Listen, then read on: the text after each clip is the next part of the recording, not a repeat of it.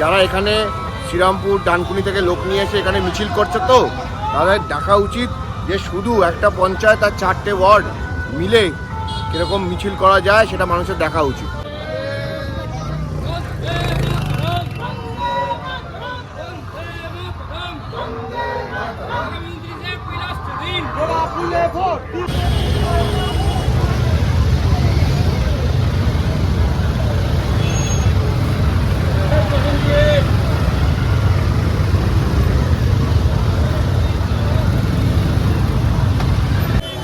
স্বতঃস্ফূর্ত মানুষ প্রার্থী আসবে শুনলে, তৃণমূলের প্রার্থী আসবে শুনলে মানুষ স্বতঃস্ফূর্তভাবে বেরিয়ে আসছে।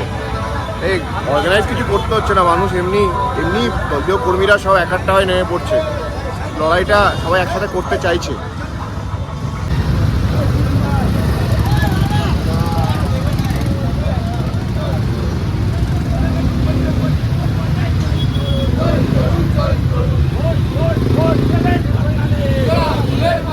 আমাদের সবার উদ্যোগে এখানে আমরা শীর্ষকে বলেছি যে একটা আমাদের এই এলাকার মানুষ চাইছে যে একটা আমাদের র্যালি উৎসব হোক, ঠিক আছে।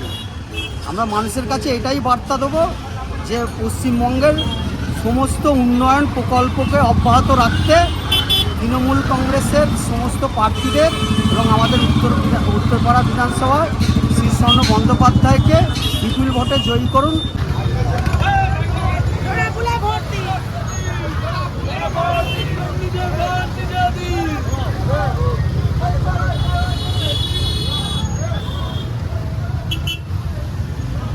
কথা দিয়ে কথা রাখার নাম হচ্ছে মমতা বন্দ্যোপাধ্যায়, কথা দিয়ে কথা রাখার নাম হচ্ছে অভিষেক বন্দ্যোপাধ্যায়, কথা দিয়ে কথা রাখার নাম হচ্ছে তৃণমূল কংগ্রেস।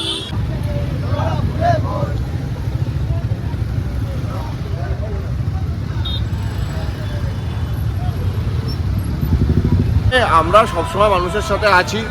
যারা এখানে শ্রীরামপুর ডানকুনি থেকে লোক নিয়ে এসে এখানে মিছিল করছে, তো তাদের দেখা উচিত যে শুধু একটা পঞ্চায়েত আর 4টে ওয়ার্ড মিলে কীরকম মিছিল করা যায় সেটা মানুষের দেখা উচিত। এই সংগঠন কোথায় এখানে? বিজেপি তো পুরো সংগঠনটাই এখানে করছে হচ্ছে ইলেকশন কমিশন অফ ইন্ডিয়াকে দিয়ে এবং সব এজেন্সি দিয়ে, আর কোনো সংগঠন নেই বিজেপি।